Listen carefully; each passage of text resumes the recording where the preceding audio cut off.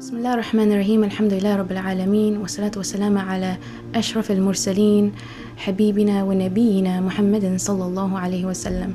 Assalamu alaikum and welcome to this episode of In the Shade of Ramadan. Inshallah, today we're going to be talking about Allah subhanahu wa ta'ala as Ar-Razzaq, or the superb provider. This is a very beautiful name of Allah subhanahu wa ta'ala that we can derive many lessons from, especially in this month. The first one is that there's a difference between having rizq or sustenance and having blessings in that rizq and in that sustenance. And during the current economic crisis that the world is experiencing, we are learning lessons that we should reflect on deeply. One is that we are seeing those who may have had six-figure salaries, large estates, facing foreclosure because of the way that they spent the rizq that Allah subhanahu wa ta'ala had blessed them with. Maybe they were involved deeply with interest. Maybe they were using the money that Allah subhanahu wa ta'ala blessed them with in ways that are displeasing to Him. So now they are in a state of loss, both in dunya and in akhirah.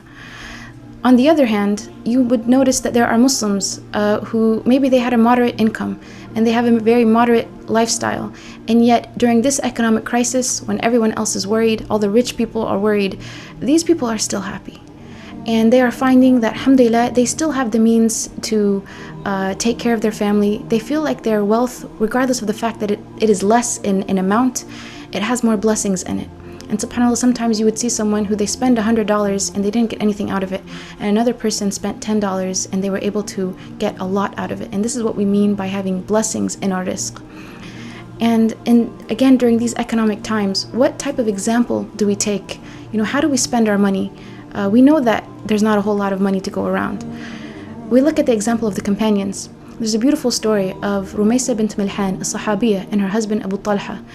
And in the time of the Prophet Muhammad ﷺ, a man comes to him who is in need of food. He's very hungry. And the Prophet ﷺ asked the companions, who is able to feed this man?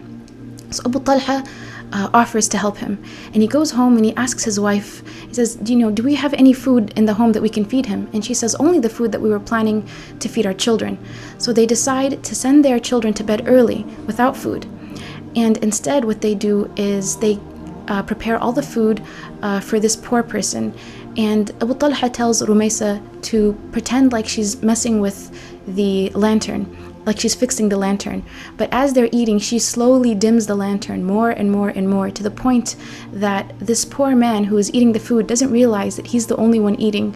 And Rumaysa and Abu Talha are just moving their hands up from the food that's not actually there, from their empty plate to their mouth, as if they're eating. So now this poor man thinks there's enough food to go around, and he leaves their home well-fed and satisfied.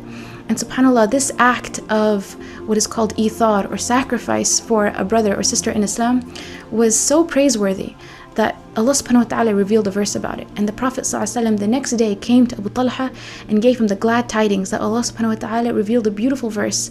And part of it reads, subhanAllah, this is the example of the companions. So we can also learn from this example. And as well, Allah subhanahu wa ta'ala mentions in the Quran, وَمَا أَنفَقْتُم مِّن شَيْءٍ فَهُوَ يُخْلِفُ وَهُوَ خَيْرُ الرَّازِقِينَ. And there is not a thing that you would give in sadaqah that Allah subhanahu wa ta'ala would replace it for you, and He is the best of providers. So there's this concept now that whatever we give for the sake of Allah subhanahu wa ta'ala, we will surely have replaced for us. This is in the Quran, it's Allah's words. Also, the Prophet ﷺ, he said that a person's wealth will never decrease from giving charity. A person's wealth will never decrease from giving charity. And the reason why this is so powerful during the times that we live in is physically, when you look at money or you look at your sustenance, when you take it away and you give it to someone else, you feel that now your sustenance is less. And so in order to be of those who can live up to the example of the companions, what we want to do is believe more in the verse of Allah subhanahu wa ta'ala, more in the hadith of the Prophet Muhammad than we do in the material things that we see. We have to have more belief in the promise of Allah. So in giving charity, there is a strong spiritual element. And subhanAllah, it purifies the Muslim. What I really recommend in every Muslim home, no matter what age we're talking about, is that we have a charity box in the home. And every week we empty that charity box on the day of Friday.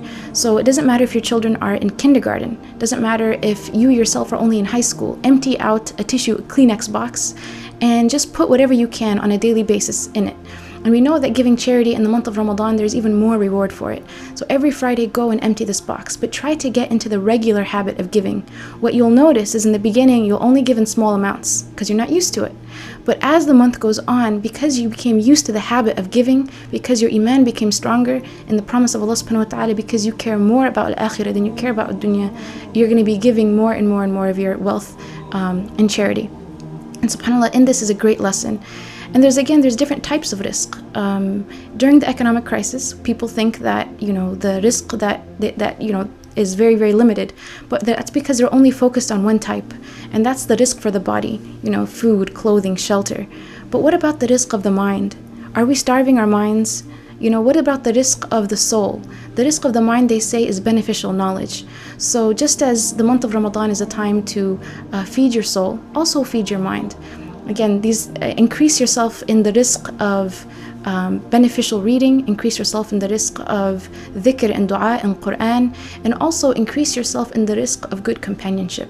Allah subhanahu wa ta'ala mentions something beautiful about this. He says, or the Prophet ﷺ mentions about Allah, he says that Allah is in the aid of his servant so long as his servant is in the aid of his brother. So this Ramadan, try to serve your brothers in Islam, and this would also help to increase your rizq and the help of Allah subhanahu wa ta'ala in your own life. And again, there's different types of charity. You may not have money, but you have time that you can give for the sake of Allah. You have a kind word that you can give for the sake of Allah. You have knowledge maybe that you can give for the sake of Allah subhanahu wa ta'ala. Just as there are many, many types of rizq, then there are many, many types of charity. And the more charity we give, again, Allah subhanahu wa ta'ala replaces it for us. May Allah subhanahu wa ta'ala make us of the charitable, and may Allah subhanahu wa ta'ala bless our rizq always. Jazakumullah khair. Wassalamu alaikum.